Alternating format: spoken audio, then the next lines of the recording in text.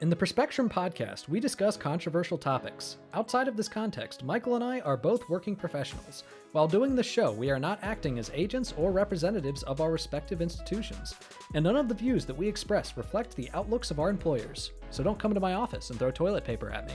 And I don't have an office, but don't come to my cube. Welcome to the Perspectrum. I'm Nathan Seelove. And I'm Michael Bloom. And don't we have another excitingly terrible episode for today? As always, honestly, everything is just going to keep getting worse for the next 4 years, but hopefully not after that. But it might, because, democracy might just be destroyed because we're so fucked. We're so fucked. For sure. Honestly, I wish there would be less interesting, exciting stuff happening every single week that we could talk about. Yeah.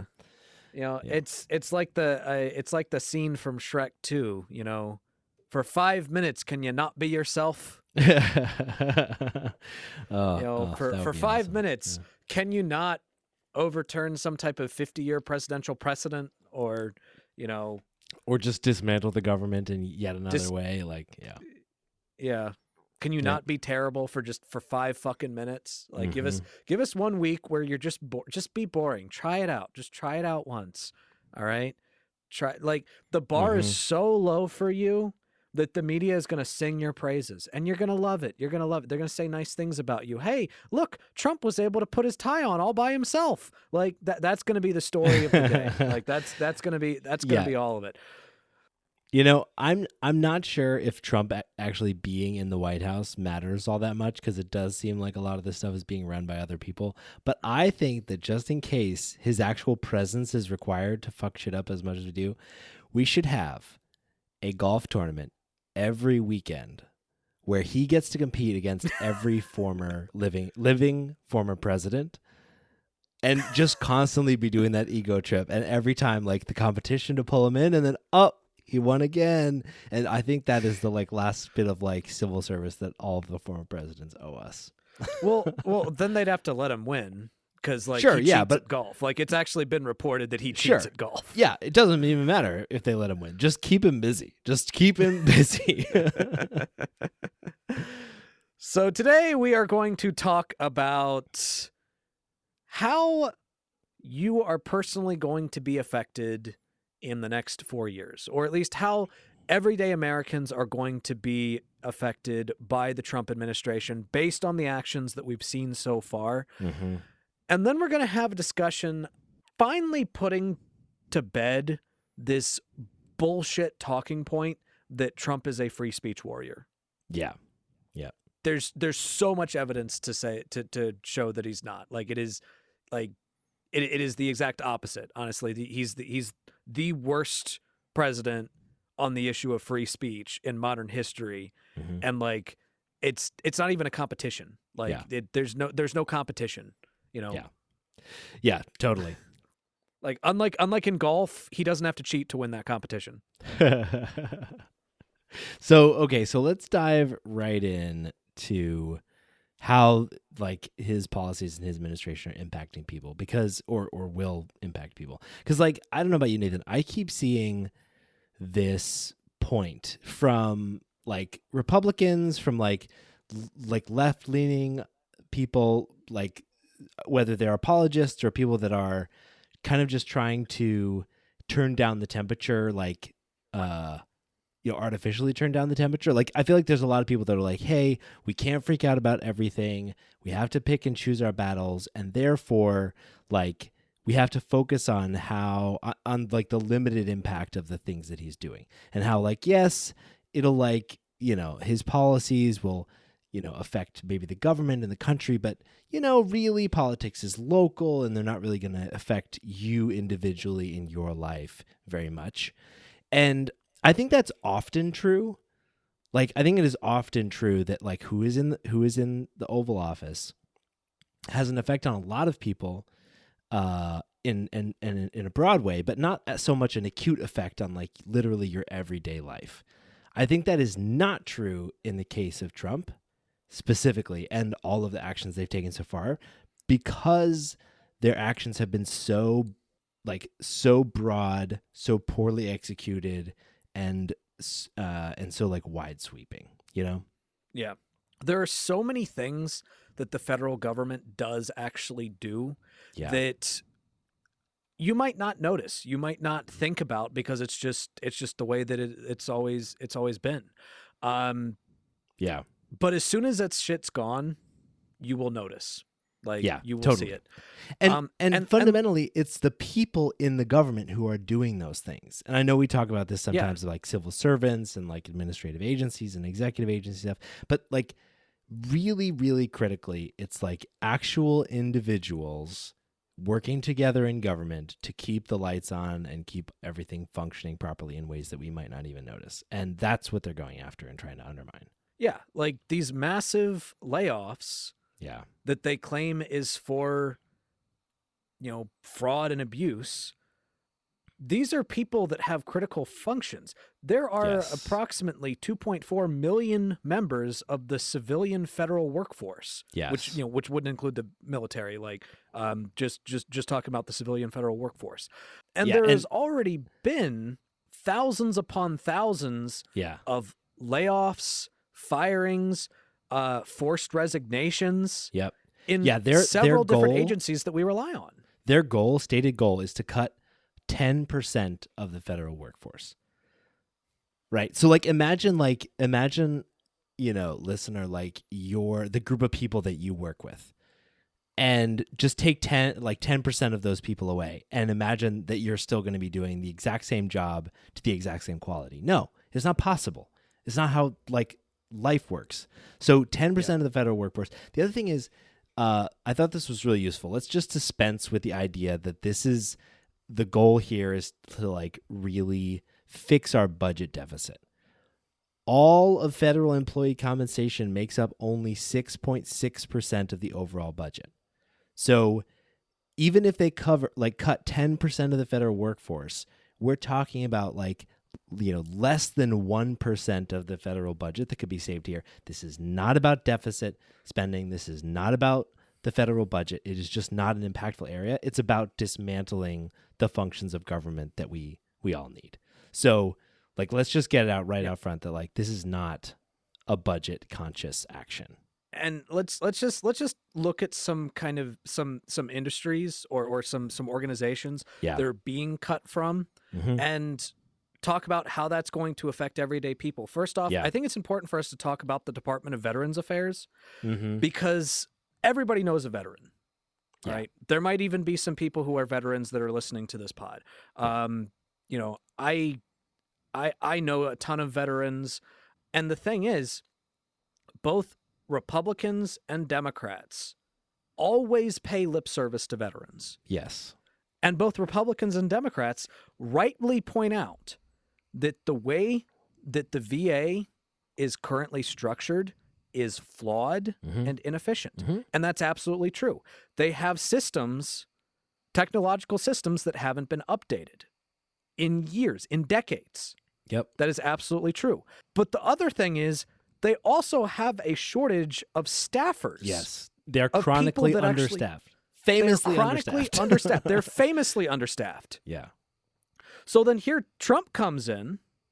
Not only has he cut multiple workers from the VA, he has also instituted rules that basically say that for every one person that they hired that's new, they have to lay off 4 people. Jesus Christ. Just permanently crippling them. There's no way they can recover from this. It's impossible. Yeah. Which means that the life-saving care that the VA already struggles to get to people, which is health services, mental health services. When soldiers are stationed overseas, and spouses need help being able to get a job because, maybe they're in an area where they don't speak the language, those job services for the spouses so that the families can actually stay together for our troops, that goes through the VA. Yeah. Those services go through the VA. Yeah. Now, there's this Rolling Stone article that I was reading about this that was actually making the argument that maybe this is actually by design, because the idea is that if you cripple the VA so badly that veterans just have no choice but to go to a private plan, then that might just be by design, because ultimately these people don't believe that the government should have any Exactly. hand Yeah. in paying for your healthcare. They don't believe Yeah. that the government should provide any services in terms of healthcare, that all of that should be handled by the private sector. Yep. So, you might think, well, maybe they cut these people not realizing it. It's entirely possible that they knew damn well what they were doing, and it's by design. They want to make sure that these people are so fucked, they have no chance but to turn to the private sector. Yeah, totally.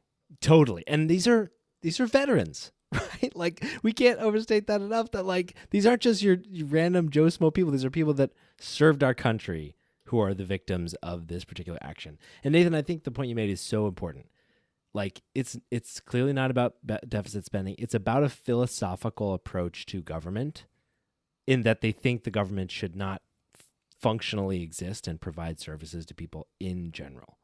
Like, if it were, about budgets, they would cut, larger like areas. Like, if it were about the biggest agencies or biggest sources of spending, they would go and cut large parts of the government, as opposed to the tiny agencies that actually generate more revenue or generate more returns than they cost. Like, but fundamentally, to your point, Nathan, it is about forcing the government out of being able to function and provide things to our citizens, and therefore creating this vacuum where the private sector takes over, right? Things like let's spend a minute talking about like the Forest Service and like the National Park Service as an example. Yeah. Because I think it's a good example of how dereliction could potentially lead to like what they want, which is again, like, the private sector being able to move in and take over stuff. So the Federal Service and National Park Service, they obviously manage, like, they're separate organizations, but part of different departments. So the Forest Service manages public lands, provides technical assistance, and conducts research on this is like sustaining the health of our national forests and grasslands, right? The National Park Service preserves and manages our national parks and monuments. Both are about our public lands, which are owned by all of us and we all benefit from. The National Park Service, for example, provides, accepts 325 million visitors per year. Like, that's essentially the population of the United States going to our national parks every year.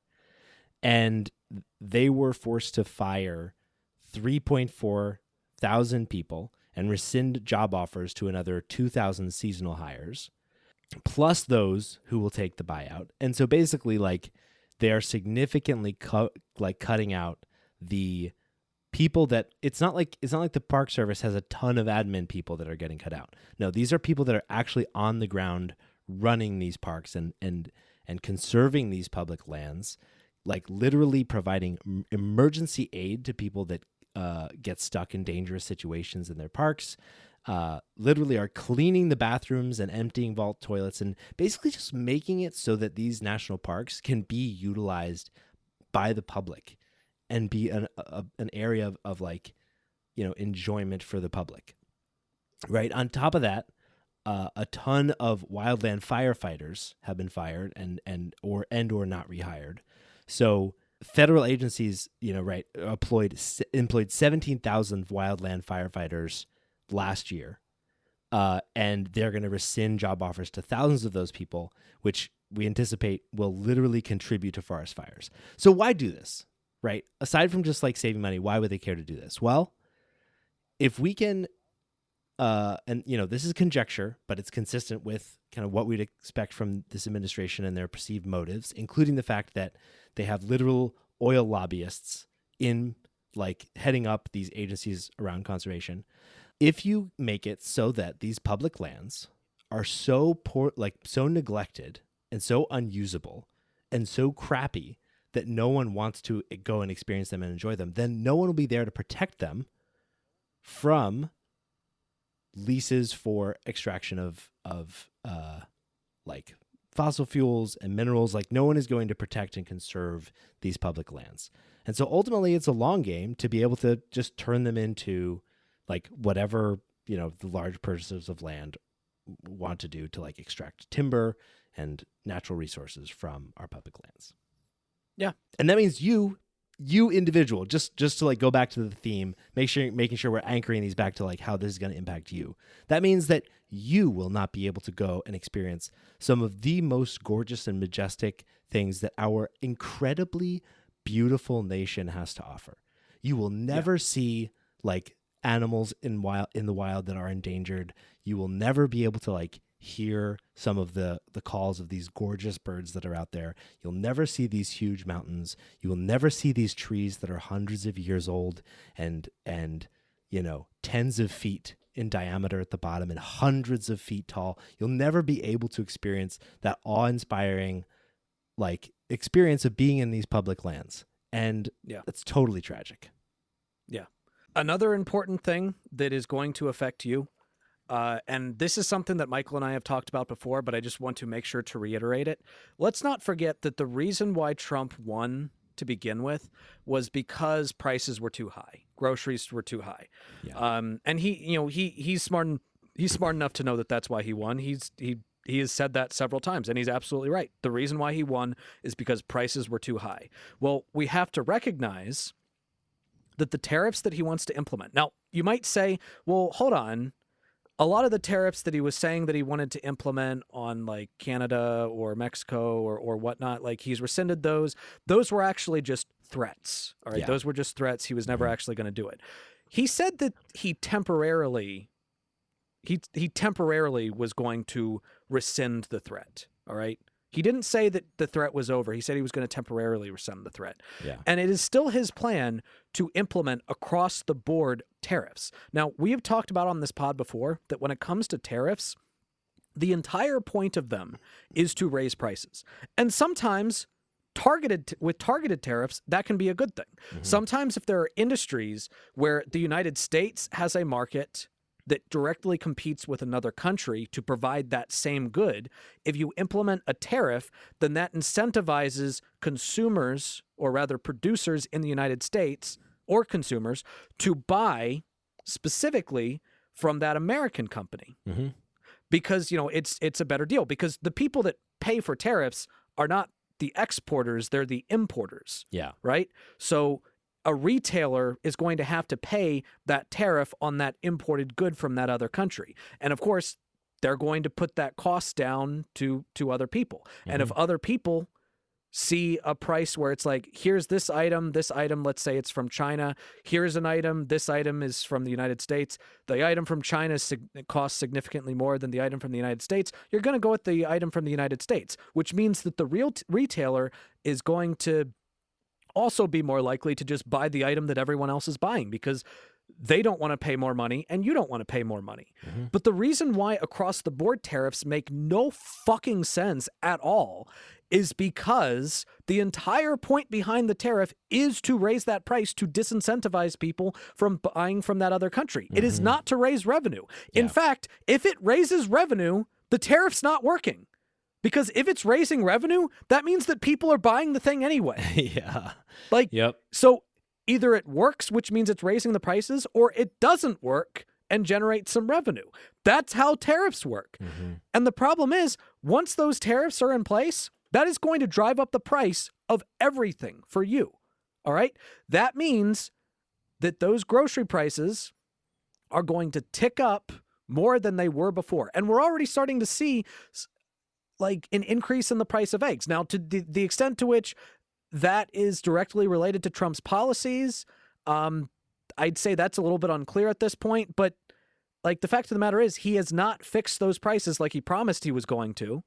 And his policies will make them worse. Yeah. And his policies will make them worse. Yeah. And that will affect your everyday life. That'll make it more expensive to live in America. It'll make it more expensive for you to just get the basics that you need. Yeah. Totally. And to your point about like the foodborne illness, like that's another thing that we just take for granted from the government that we don't even notice when it's working, right? Like right now, right? We've got this incredible, historic levels of like bird flu, right?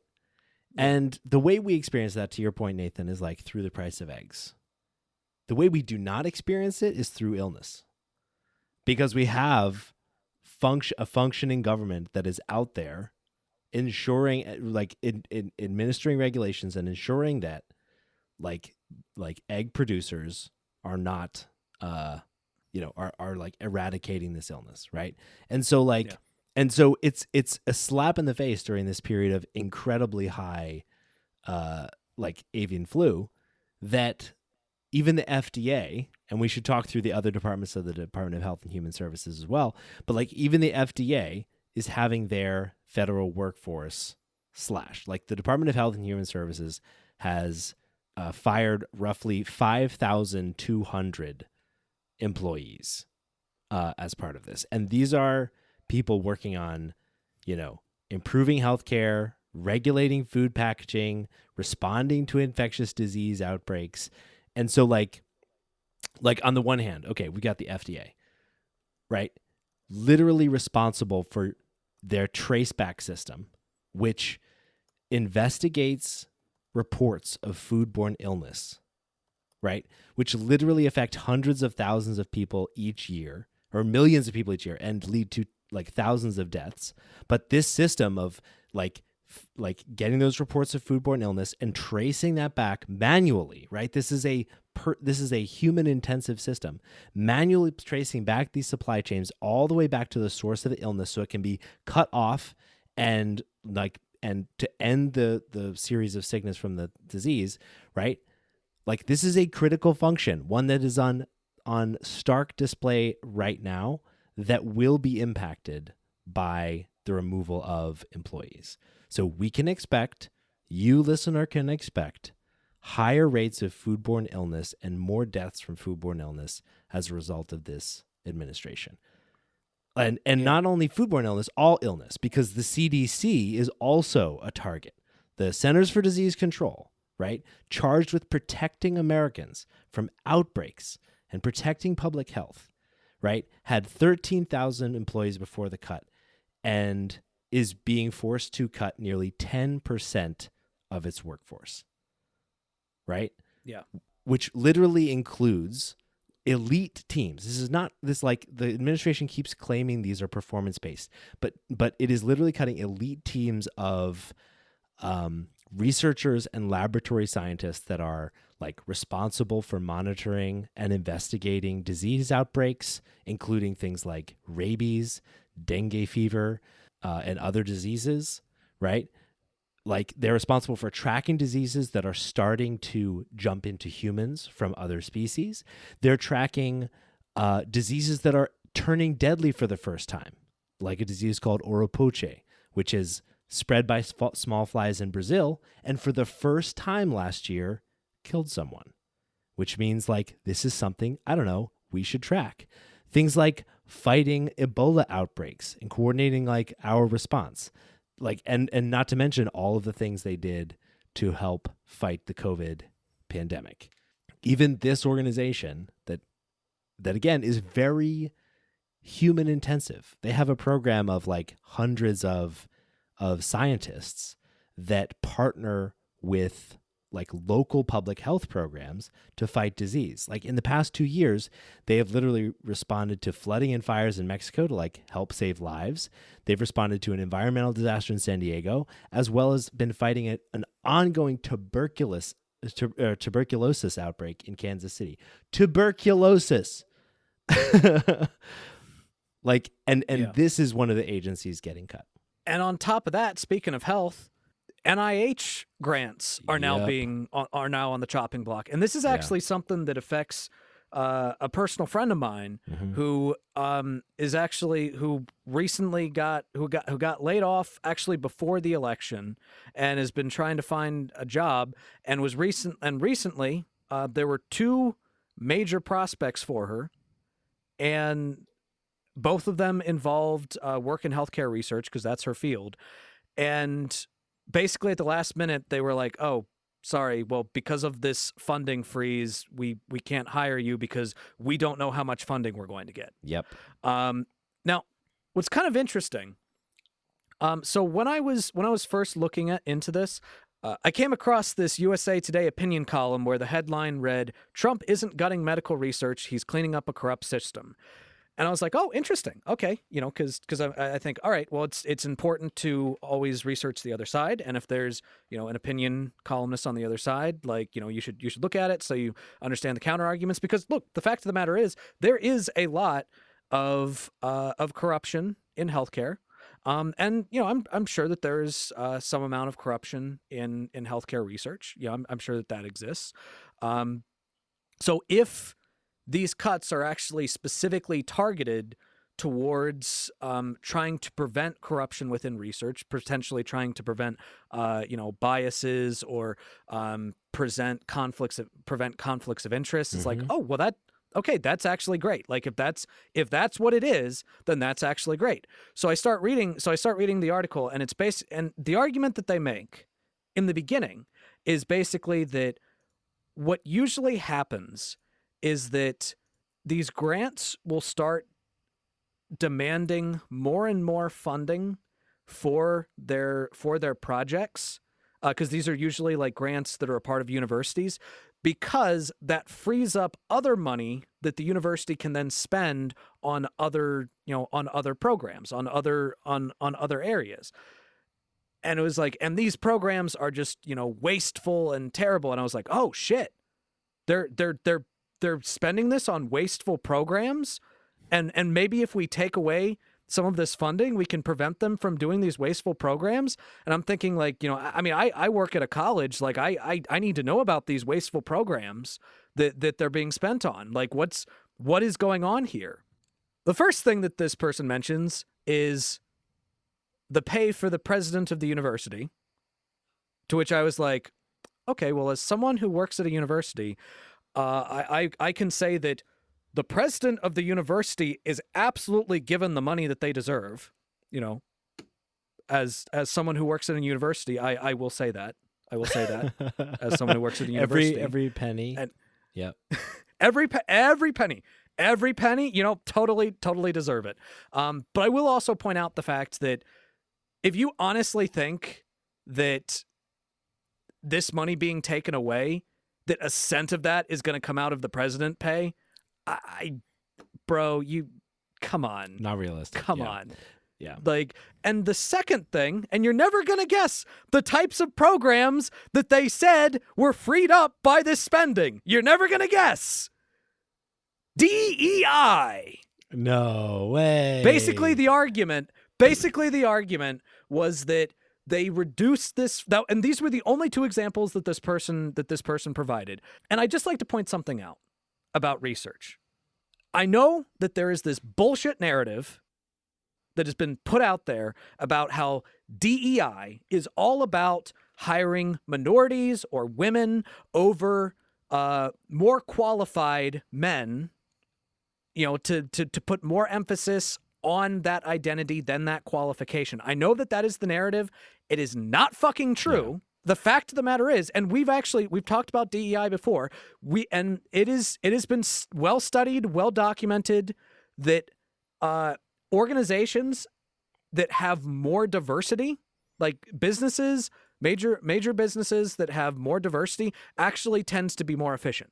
Like actually tend to make more money and be better run in terms of their overall output. Now, the reason why having a diversity of people from different backgrounds in scientific research is important is because the specific areas of scientific research are often based on the people who actually research it, which means there could be an issue that affects a lot of people, but because the scientists who are researching it are not from that specific background, they just ignore it. To give you an example, autoimmune diseases are the third most prevalent diseases in the United States, like chronic diseases in the United States, the third most prevalent. And autoimmune disease research is famously, notoriously underfunded. And guess what? You are twice as likely to have an autoimmune disease if you're a woman than if you're a man. The reason why diversity is important is because you have cases like that where maybe if you had more women in the science field, there would be more of an emphasis on this chronically under-researched area that is affecting millions of Americans. Yeah, totally. That is why it's important. That is why it's important. So to bring this back to the whole point of this segment, these cuts will make it so that scientists, talented scientists in the United States will not be hired. The next generation of scientists will not be hired. The ones that are currently hired, some of which will be laid off, some of which will be limited in what they can do. And you know what's going to happen?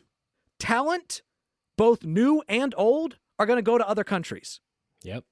And it's all because of this bullshit. Yeah. This bullshit crusade against DEI. And I would just like to make a comparison real quick that I think is worth making. I'm going to go ahead and break the Goldwater rule, because Goldwater actually said it's okay to break the Goldwater rule when it comes to Trump.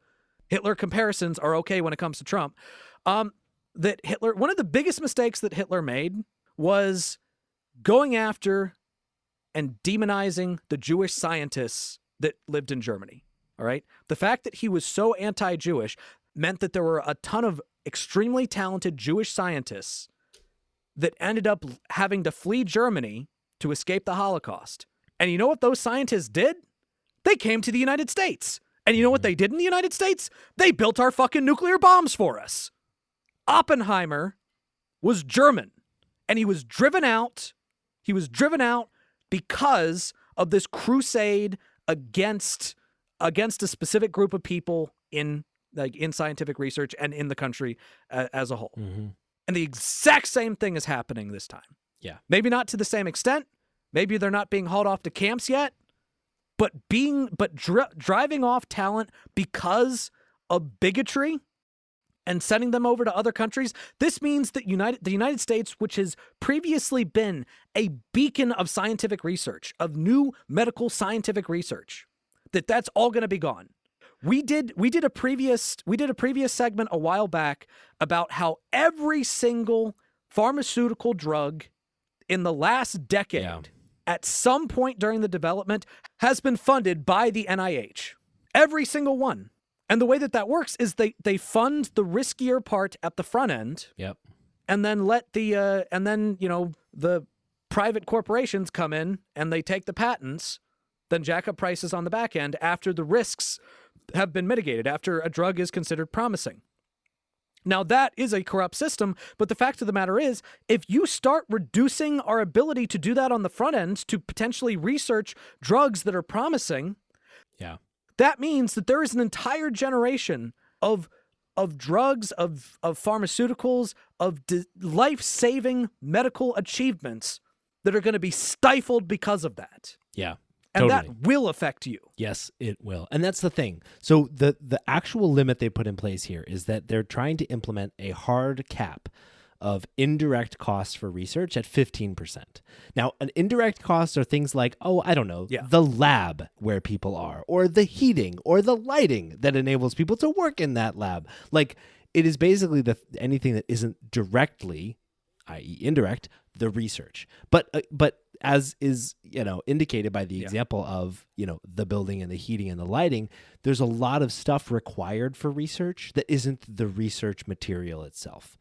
And so the reason they're doing this 15% number is that because often private research grants cap indirect costs at 15%, which is why it's even more critical that the government allow for more than 15%, because it requires more than 15% oftentimes in order to conduct this research.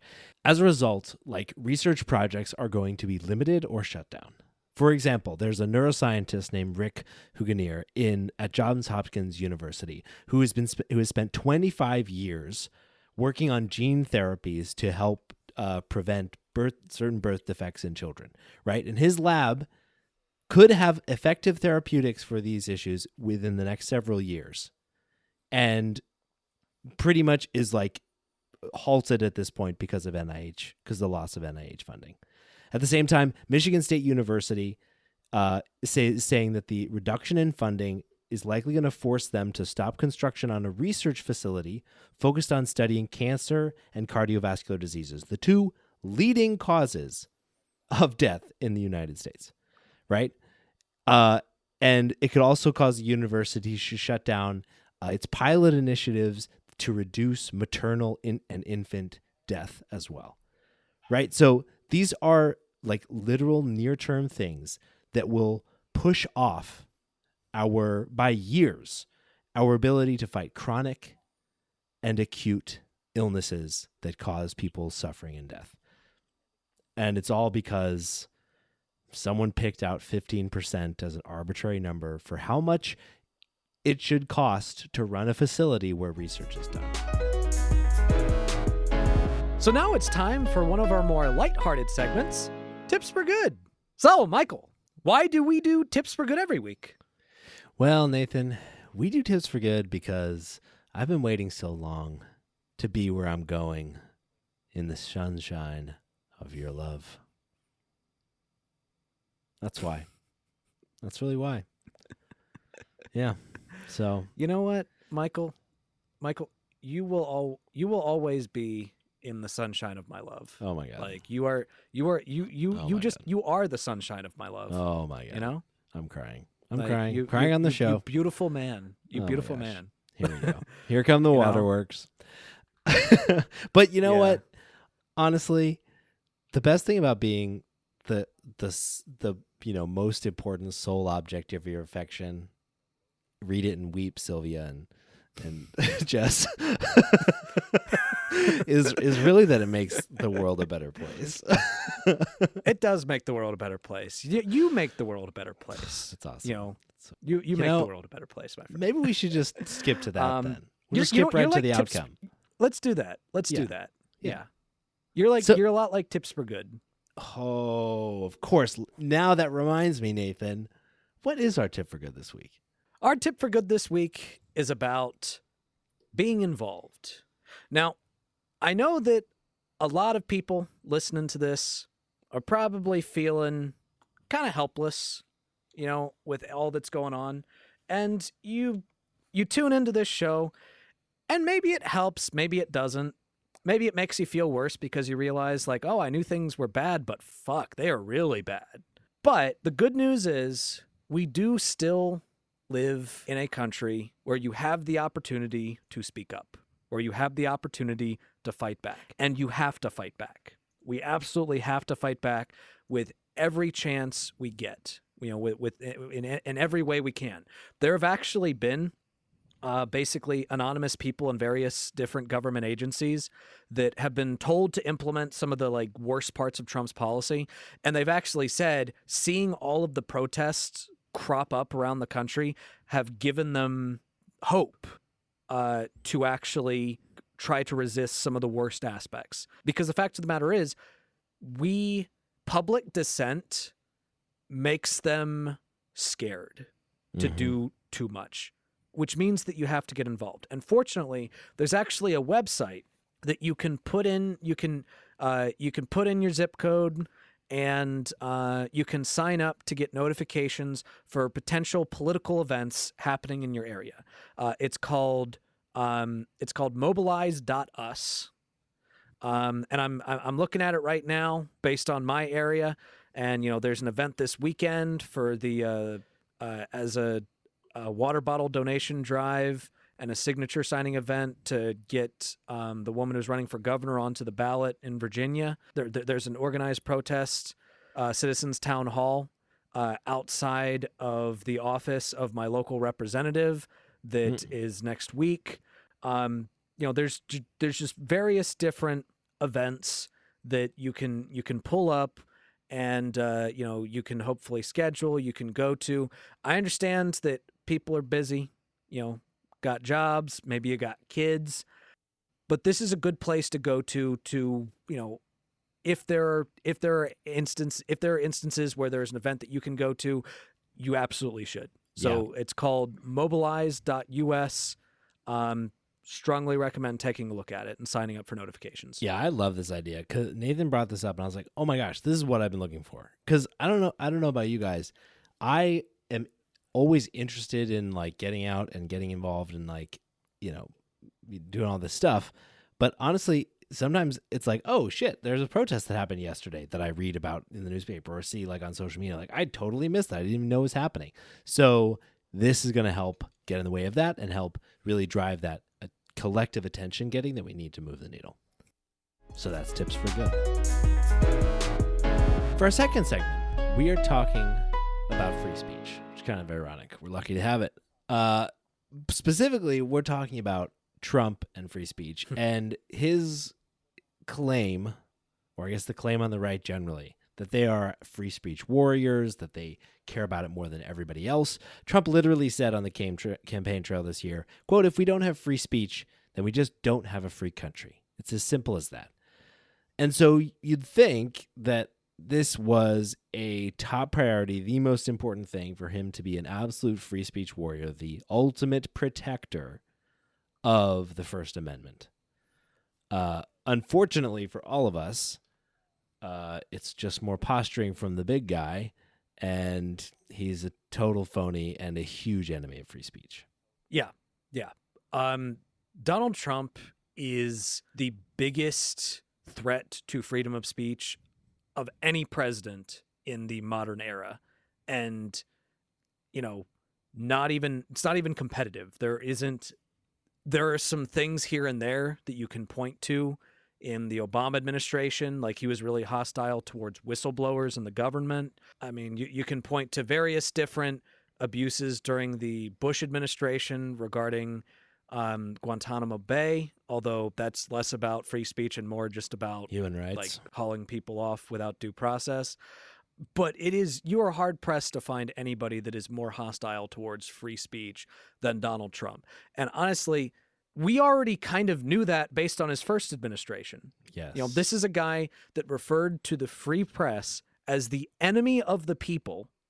When he was campaigning, both then and now, he talked about wanting to open up libel laws to make it easier to sue organizations that said mean things about him, media organizations that said mean things.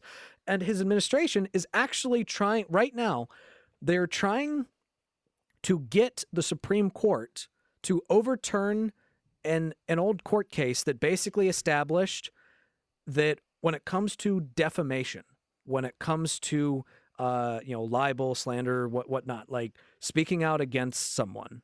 Mm-hmm. If the person you are speaking out against, if the person you are slandering, defaming, whatever, is a prominent figure, like in politics or a celebrity, the threshold for actually winning that case is significantly higher. Yeah, it's actual malice. You have to actually try to hurt the person. Yeah. You have to prove that it is intentional malice. Yep, all right? exactly. You have to prove that, number one, it was false, and number two, it was an intentional malice. And that is an important precedent for us to have because we need to be able to criticize our politicians. Exactly. We need to be able to do that. Yeah. And obviously we should be accurate when we do that, but we need to be able to do that. Yeah. And this just makes it easier for them to suppress free speech. So that's one thing that is a court case that his administration is actively trying to overturn right now. Yeah. Totally. Yeah, I think that is absolutely stunning because to your point, Nathan, I think like we should be clear on what we're talking about here because a lot of people talk about free speech and they kind of lump in whatever they want in the moment, which is clearly like how Trump is using it. It's clearly how people on the right use it. Because what they like to say is, shutting down free speech is basically any time when either two things happen. One, someone disagrees with them, and as a result, there's like some kind of like backlash, whether it's social or just like honestly even a debate that they're losing. Or two, if there's like a consequence, a real life consequence for some kind of speech that they had, regardless of who is administering that consequence. So things like say terrible things or harass someone at work, or like say racist shit at work and like get fired over it. Like that's the kind of thing that people on the right are talking about as infringing free speech. The thing that really is free speech is a couple of things, right? It involves certain actors. So obviously in the legal sense, free speech is when the government infringes free speech. In the principle sense, it's when people in positions of significant power shut down free expression of ideas.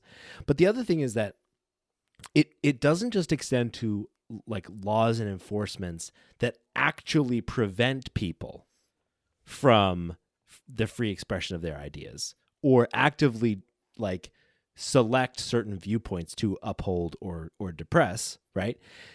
It extends, for the government's case anyway, to the potential chilling effect of the government's position or treatment of certain ideas. So one thing that the government is allowed to do with regard to the restriction of free speech is like you've heard this term before, the time, place, and manner restrictions. This is basically like, they're allowed to prevent you from, having a super loudspeaker at midnight in a quiet neighborhood.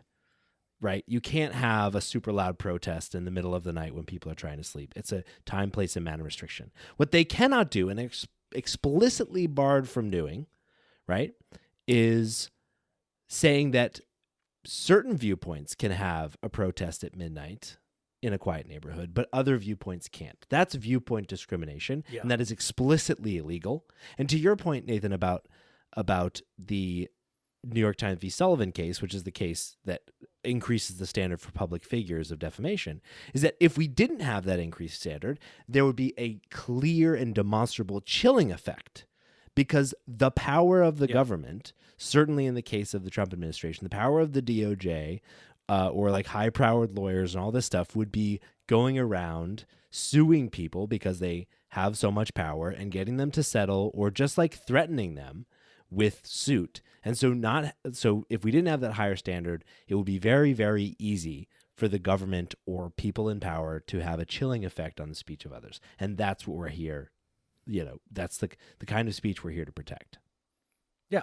And speaking of that chilling effect, or just a chilling effect in general, one example that I think is important for us to address, and this happened 2 days after Trump issued his executive order expanding freedom of speech, was the FCC under him has reinstated complaints on ABC, CBS, and NBC over their coverage of the 2024 election.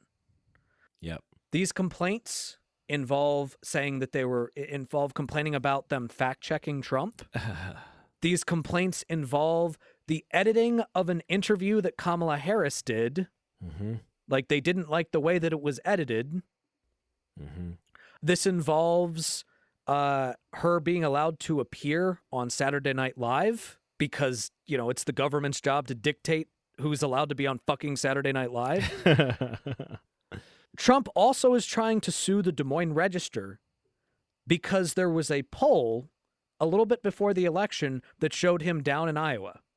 Now, obviously, he wasn't down in Iowa. Sure. It was, the poll was flawed. The poll was wrong. Maybe it was methodology. Maybe sometimes polls are just wrong. Yeah. That happens. And it was actually kind of surprising because the Des Moines Register, in terms of polling, is actually usually pretty accurate. Yeah. It's like the gold standard in Iowa. So it was actually really surprising that it was wrong by as much as it was. But it was wrong, yes. Mm-hmm. But Trump is trying to sue it, basically saying, this is election subversion. Yeah. Now, what's crazy about that is that in a state like Iowa, if a poll comes out showing that the Democrat is ahead, that's more likely to motivate the Republicans to turn out and motivate the Democrats to be like, oh, well, I guess we're good then. So it doesn't make any fucking sense, even at face value. But even if it did, you don't get to fucking dictate that. It's the free press. Yes. It is the free press.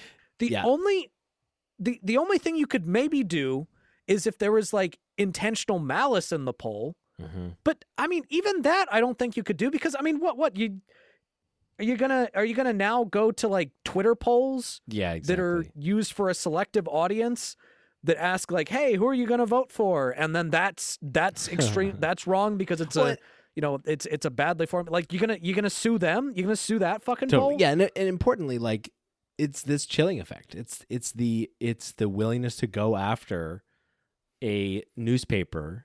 Newspapers are already struggling businesses to begin with, and often they're part of larger conglomerates where they're the money-losing entity, and they operate essentially on principle, right? On the idea that we should have a free press.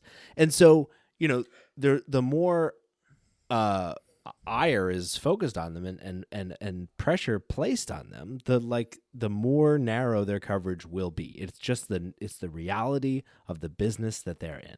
And it's a reality Trump knows, and that's why he's doing it.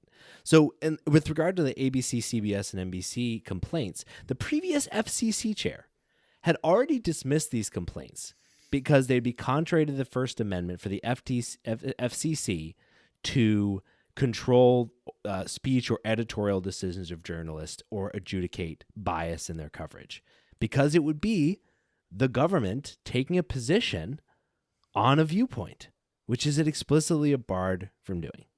Similar with a lot of the executive orders. You may recall the executive orders we walked through the other day, where they are explicitly banning certain words from, like, not only government documents, but from the documents or discussion or websites of anybody that receives government funding.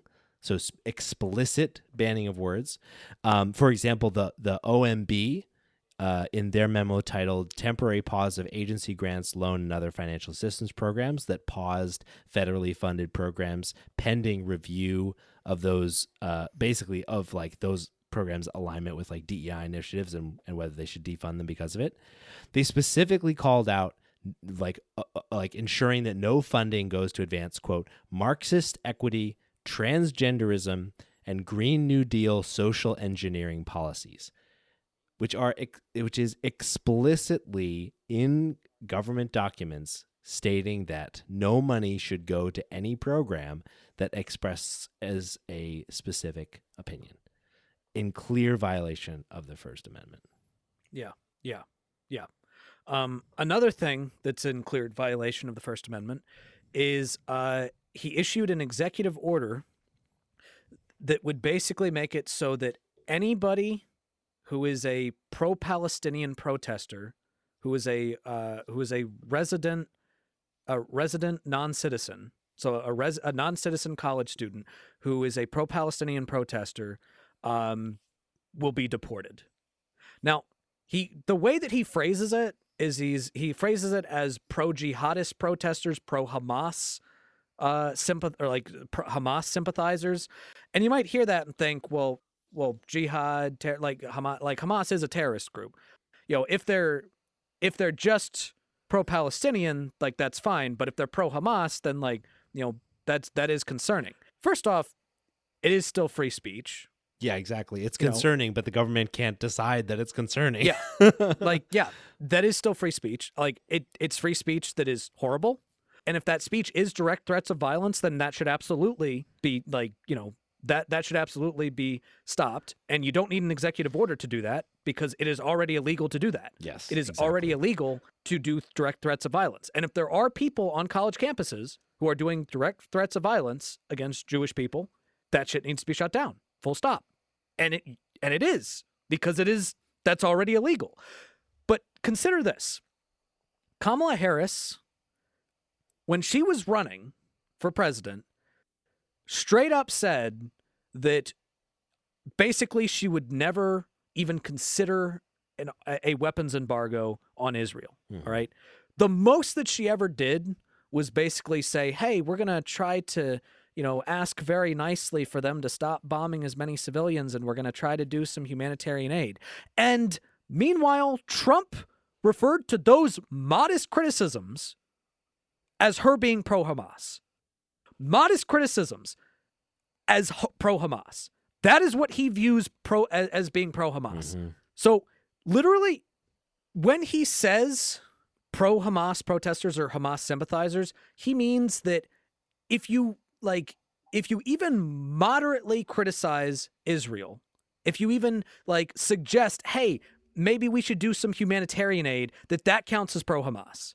All right? Which means that people are going, like, if this order is actually followed, like, a non-citizen on campus could be deported for just saying, hey, we shouldn't bomb kids. Mm-hmm. Like, that is so antithetical to free speech. Yeah. Let's also not forget about the fact that he called for putting flag burners in prison. Mm. He did that when he was president the first time, and he reiterated that again, which that is one of those things where that's been established by the Supreme Court that is protected free speech. You might find it offensive. You might not like it. Hell, I don't like it. All right. I'm a flaming progressive, but I would never flame the flag. You know, I don't think you should burn the flag, but it's free speech. It's free speech. All right. And he not only called for he not only called for, you know, fines or whatnot, he called for prison. All right. He called for prison sentences for people that burn the flag. That is so anti-free speech. That is completely anti-free speech. Let's also not forget that time that he called for shooting George Floyd protesters in the leg, violently attacking protesters. Yep. This man is so anti-free speech. And let's also not forget fucking Musk, who's effectively the president of the United States, because, you know, Trump doesn't know shit about what's going on. All right. Let's not forget about Musk's whole thing where he's like, oh, I'm going to buy Twitter and I'm going to make sure that, you know, we allow free speech. I'm going to make sure that I expand free speech. And then authoritarian leaders reached out to him and asked him to start censoring their political dissidents in those countries, and he fucking did it. Yeah, he did. All right? He bought Twitter specifically because he said, oh, I want to protect free speech. But when authoritarians come to you and say, hey, ban these dissident accounts, he said, yes, sir, immediately, sir, and he fucking did it. All right? Trump is anti-free speech. Elon Musk is anti-free speech. This needs to be one of those huge campaign issues that Democrats reclaim the narrative of. All right? For the next 4 years, Democrats need to come out there every single day and harp on free speech, harp on free speech, harp on free speech. All right. He's the anti-free speech person. We're the pro-free speech person. We want you to be able to say whatever you want. We want you to be able to enjoy the freedom of being able to express yourself in a free country. You know what? Trump was right. When he said that you got to have free speech in order to be a free country, he was absolutely correct. Problem is, when he said that, it was a criticism of the free country part. And now it's time for one of my favorite segments, a miscellaneous what the fuck. So Nathan, what the fuck is a miscellaneous what the fuck? Well, Michael, I'll tell you what the fuck a miscellaneous what the fuck is. A miscellaneous what the fuck is something that we do when a story comes across our desk that doesn't really have a specific asshat in mind and doesn't really have a specific argument that somebody makes that's self-defeating. Like maybe it's a group of people that did something heinous or a particular thing that happened that was just weird. But the common theme that guides a miscellaneous what the fuck is it's just something that makes us look at it, tilt our heads and say, what the fuck? So, Michael, what is our miscellaneous what the fuck this week? Well, this week, state lawmakers in Utah have they've introduced a bill that has a bit of a head scratcher, I gotta say. So basically, state lawmakers in Utah are fighting to ban the pride flag in schools and on all government property. So talk about free speech that's pretty shitty. The fact that, you know, you as an individual couldn't even have a little pride flag. They're trying to ban it from, you know, all these places. Obviously, that's shitty. Wouldn't usually rise to the level of a miscellaneous what the fuck. Yeah. However, when asked about this, the Republican lawmaker Trevor Lee, who was involved with bringing this bill or with passing this bill, specifically said that while the pride flag would be banned, he argued that the display of the Nazi and Confederate flags may be necessary for a school curriculum and therefore should be shown. Now, I actually think, like, hey, you shouldn't be flying these flags, but yeah, you can show them. They can be available in the school. They can be in the book. You can have a Nazi flag or Confederate flag. You show them, you know, you don't want someone to be like, oh, cool, that's a cool flag. I don't even know that that's a Nazi flag. You know, you want education is education. What's remarkable to me is that the LGBTQ identity, LGBTQ history, the presence of LGBTQ people in our schools is not viewed as a relevant thing for schools to be aware of or teach or talk about or represent, but Nazis and racists are. Yeah. Wow. I mean, even if it's okay, here's the thing. Like, even if you are trying to tell the schools, like, hey, talk about this as a bad thing. I mean, there's still a history behind it. Mm-hmm. Like if you're saying like, hey, we're gonna show these Nazi flags or Confederate flags as a bad thing, like, can't you apply that same logic to pride flags? Exactly. I don't know. Be like, hey, show it in the slideshow and be like, this is bad. I mean, I don't want you to do that, but like, you're just erasing it. You're just erasing a massive civil rights movement from I honestly, I don't even know what to say about this. This is fucking crazy. It's fucking crazy. And all schools and government buildings. It's like it is literally just attempting to erase a group of people and a movement from like the face of the earth, just pretending that they don't exist. So does that also mean that like a kid, say there's a gay kid in high school, like they can't wear like a pride shirt? Is that it, or that's a good question? Is it that the teacher cannot say that I dug into that, like the law particularly. Like it says it like bans the flags themselves from all public buildings. I don't know if that extends to the design on the flags, but I assume that it would certainly apply to all the teachers. You want to fuck with some heads on this one? Like, have you seen those Nazi flags that are rainbow flags? Where it's like because there's some gay people who are also Nazis, and they actually created a Nazi flag that was like, it was the swastika, but it was like on a rainbow background.